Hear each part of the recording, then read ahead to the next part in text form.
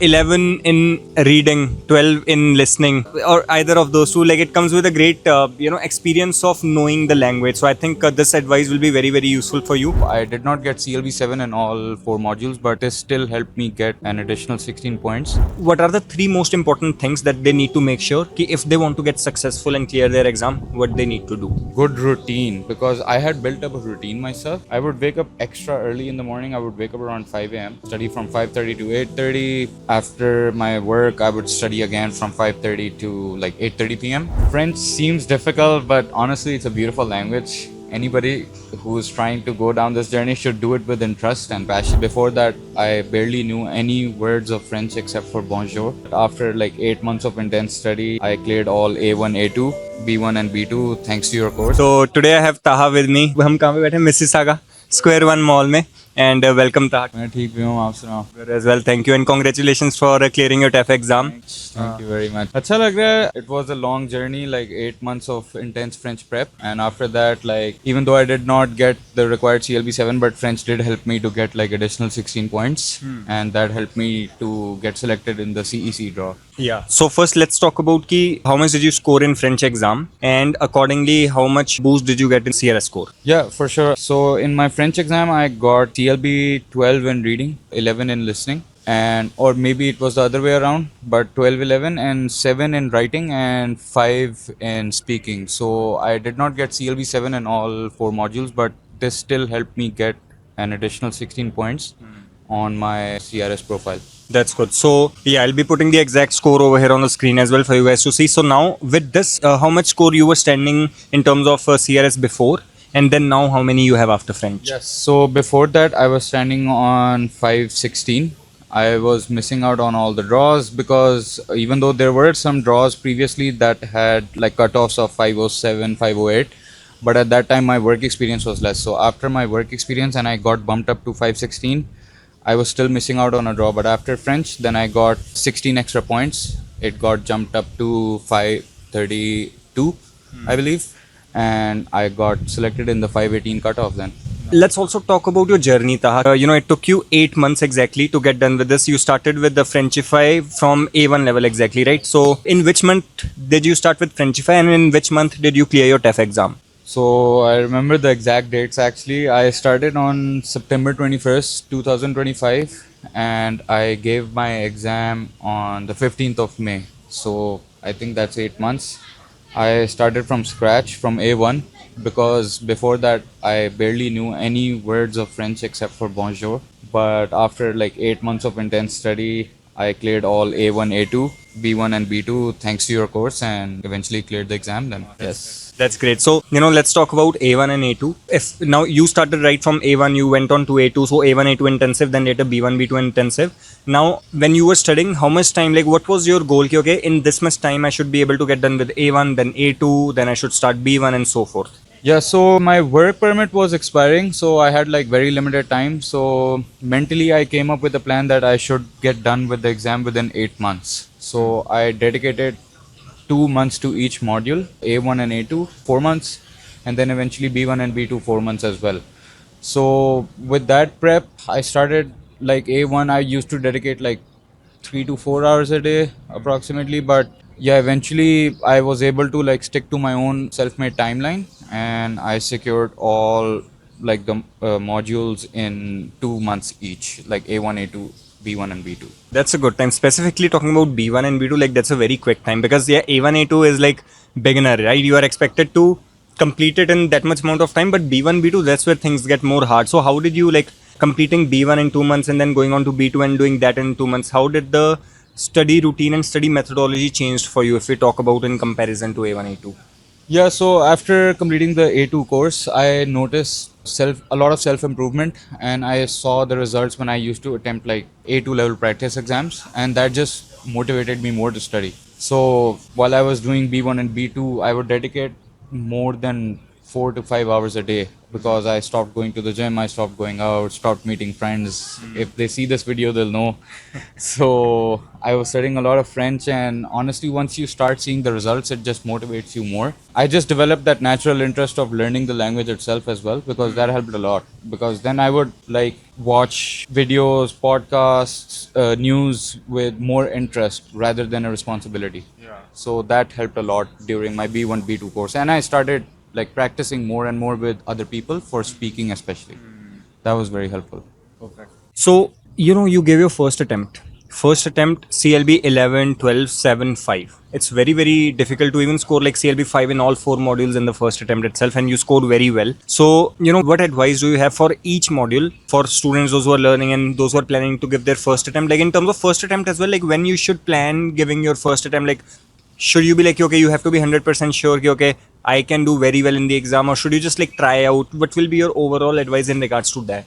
So regarding prep, I would say the more you practice each module, the better you'll get at it. So, and plus, like, I feel like immersion plays a very huge role in this. My entire phone was in French. I would try, even while going to, for example, Union Station, I would read all the texts in French and stuff. Especially for speaking, the more you practice with someone, I had a few speaking partners. They helped a lot during my French journey as well.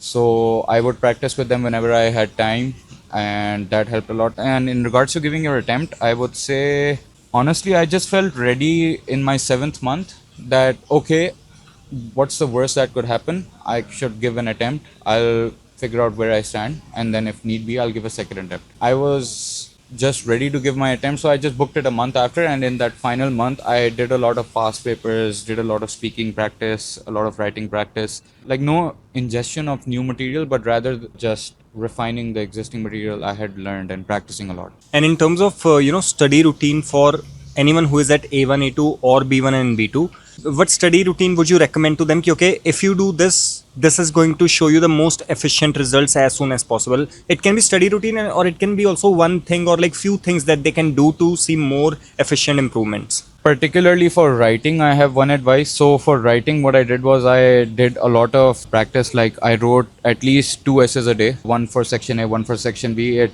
takes like 1.5 hours for both. But honestly, that helped a lot because the more you write, the more you express your thoughts. It also helps in your speaking. So one thing I noticed was that speaking and writing, if you practice them together, they help a lot because they're both expression modules. Speaking and writing go hand in hand, and the more you practice them, you can use them in the other module as well. So writing helped me a lot in speaking because sometimes while talking, I would remember the points that I had written in writing, and I would then use them in my speaking practice as well.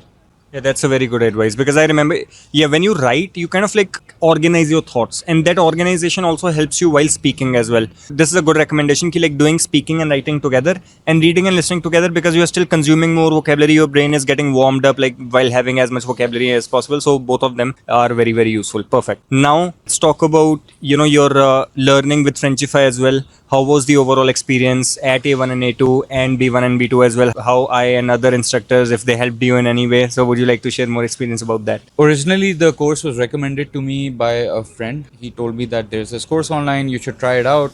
And I remember I met with one of your instructors, Harleen, and she recommended to start from A1 level. And I saw the course structure, how it will be planned out over the different modules. Yeah, since then I just started, and honestly, the course structure was really good because there were like regular classes every week, especially for speaking. Those helped a lot with practice. All the instructors in the course, I don't think of anyone who was not helpful. All of them were very helpful, very cooperative. They gave really amazing feedback. That helped a lot in improving your speaking skills and writing skills. And overall, the general advice that they gave, like practicing from different material, different resources, using different podcasts or writing materials that would help you. So overall, it was really good experience, and I'd never really felt that I wasn't going to get help because I would always like reach out to any of you for help, and I would just get it instantly. And the group chat also helped a lot. I found like my speaking partners through that. Any French query, everybody was there to help. So overall, it was a really good experience. Good to know about that. Let's talk a little bit about your exam experience as well. So this was your first attempt. Obviously, first attempt is always a little bit daunting, right? But when you went into the center, like how was the overall mentality? How did you cope up with that stress? And how was the speaking module specifically in the exam?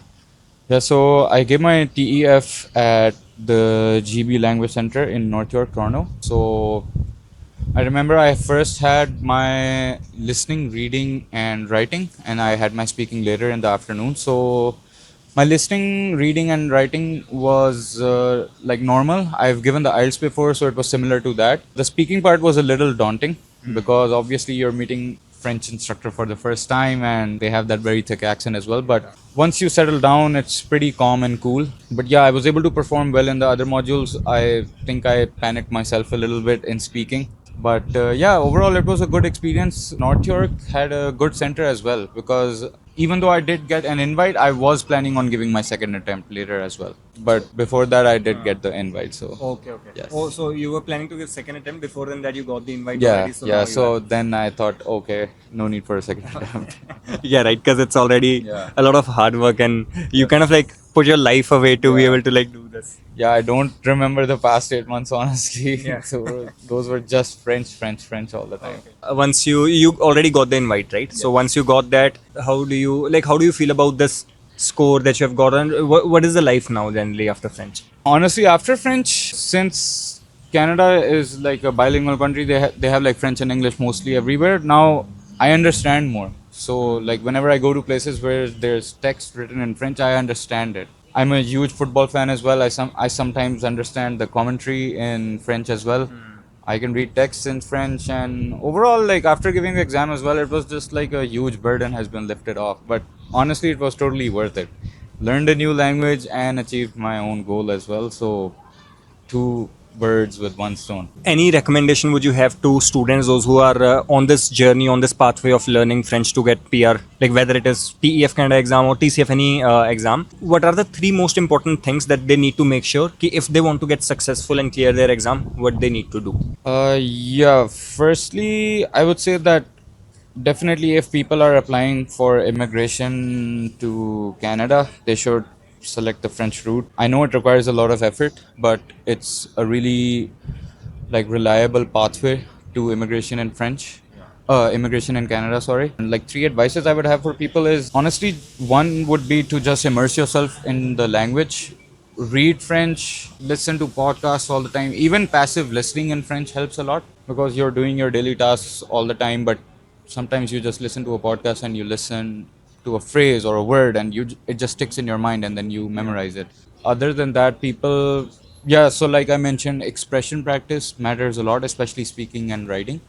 So for writing, it would be good to just write your texts and even while learning vocabulary. So what I did was I wrote all my vocabulary. I have like a very huge register just filled with vocabulary. So I wrote like, I don't know, like more than 4,000, 5,000 random words just by hand and their like meaning in English, just so I could, like memorize them because that was my way of studying. And for speaking as well, if I would come across a good phrase, I would like sit across a mirror, read the phrase, or use it in practice with my speaking partners. That way I would memorize it.